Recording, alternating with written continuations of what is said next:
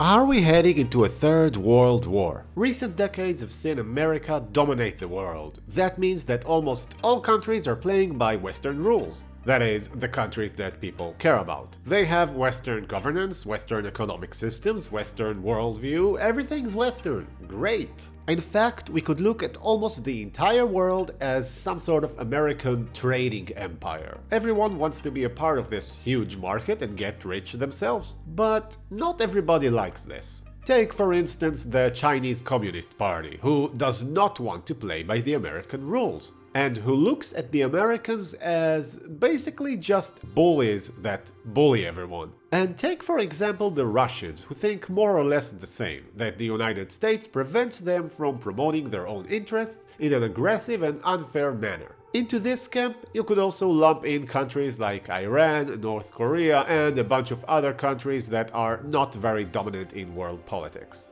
As I am speaking to you right now, the anti-American axis is attempting to increase its power and to bring more and more nations into its fold. Nations like India or the Arab world. This anti-Western axis is trying to erode the current world order. Maybe, eventually, there might be no choice but to go to war. At some point, the US would no longer be able to keep silent, as its international power is being eroded, and while its allies are slowly losing their strength. Or it might actually be the Chinese axis that starts the war or be pulled into it. We could assume that what is happening between Israel and Iran, for instance, could easily escalate into a war that involves the superpowers. So we might be heading into such a war, and this could potentially be World War III. So let's think about this. How likely is this scenario? The West might be becoming more and more vulnerable. Things that we consider to be strengths are maybe becoming weaknesses. Things like freedom of speech,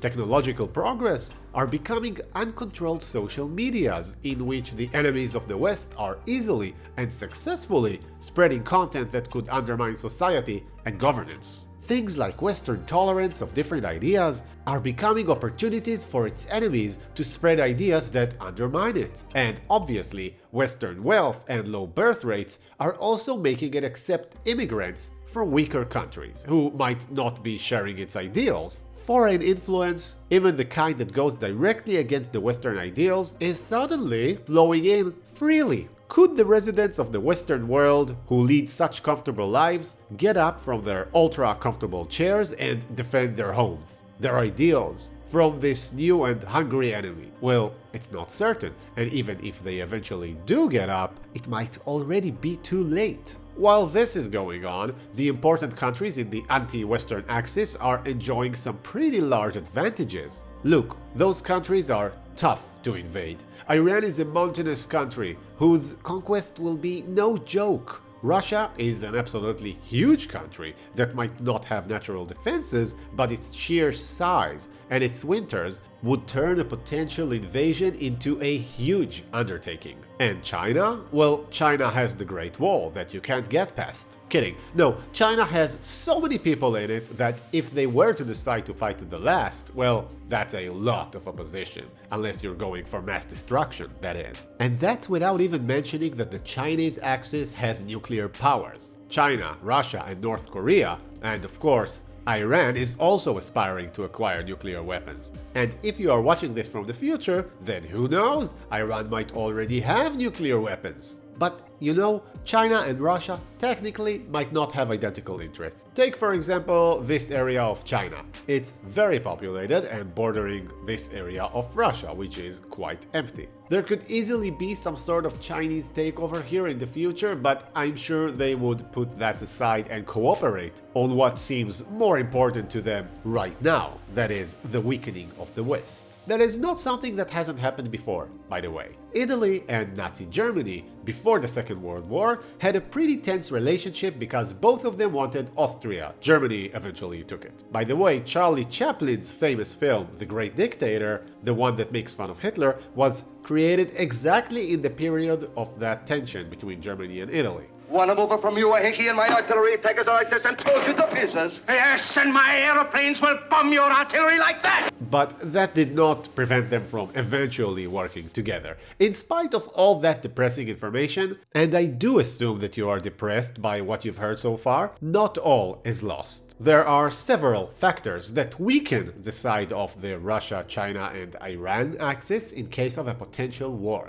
So maybe the chances of total and coordinated war are not that high. First of all, the elephant in the room: nuclear weapons. Does the existence of nuclear weapons make war more or less likely? Probably less likely. If the Cold War teaches us anything, two sides who could destroy one another would fight indirectly and not head-on. So yeah, that means that there is no peace, and that the world will always be filled with small wars that are waged by groups that are supported by the superpowers, but it's not a total world war. So yeah, one might claim that the existence of nuclear weapons makes wars less and less likely, at least world wars. At least until we find out that I'm wrong and that the entire world will be destroyed, of course. Another thing that makes war less likely is the world. Yes, the world. The world is a big place. Huge. The world is the largest thing in the world. The power bases of the anti-Western axis are in completely different locations and very far from one another.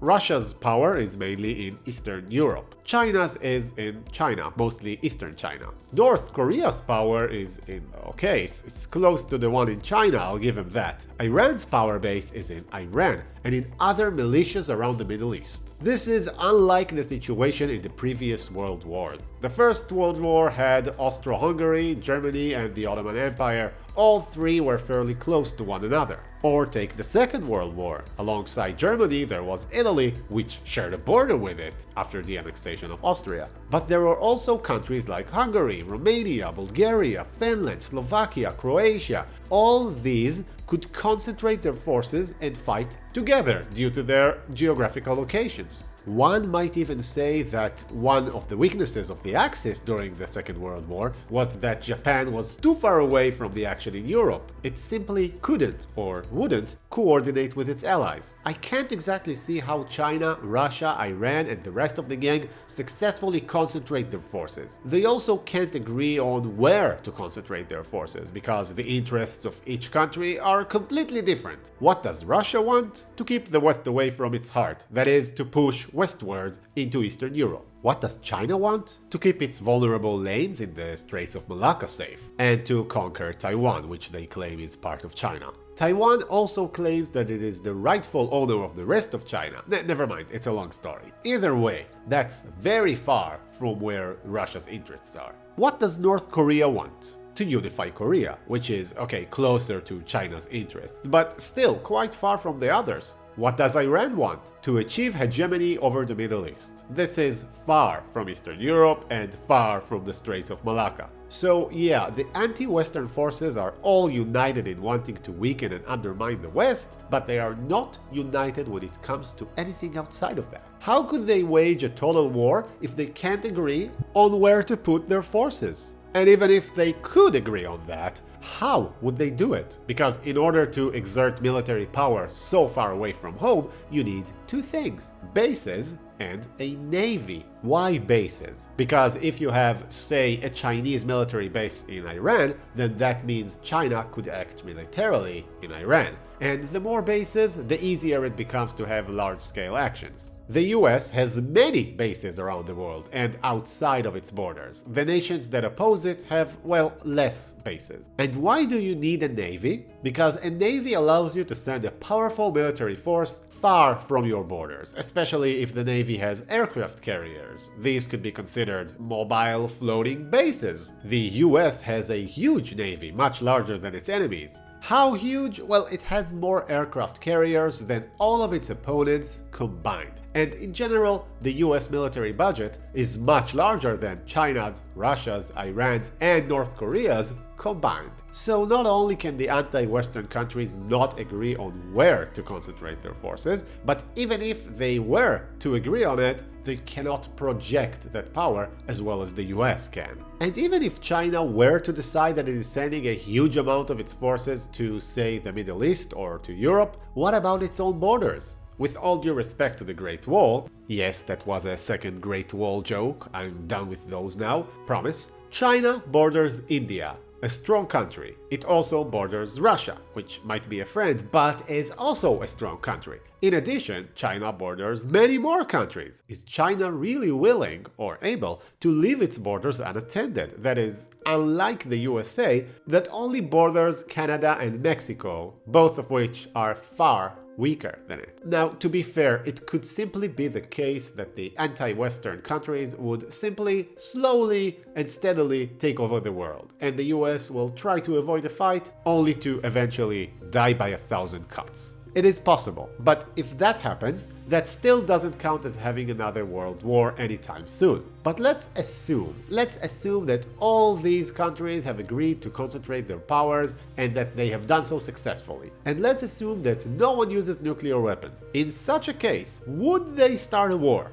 I don't know, because, well, look, it's unclear how threatening these countries even are. The dictatorial power structure that characterizes these countries is not certain to produce the best of results. We've already seen the scary Russian army turn out to be weaker than expected when it failed to beat the much weaker Ukraine. Maybe that's just how it is when you have a dictatorship. When the leader speaks, no one can criticize him, and he's free to make mistakes. This might be the situation in China too, who hasn't really fought a serious war for a long time. And when it comes to North Korea, I don't know if they can even feed their army. By the way, the United States military doctrine aims to be capable at winning a war on two major fronts. Naturally, what they really mean by that doctrine is that they aim to be able to defeat both Russia and China at the same time. And another important thing, China is very economically dependent on the West, and the same goes the other way around. Such a total war,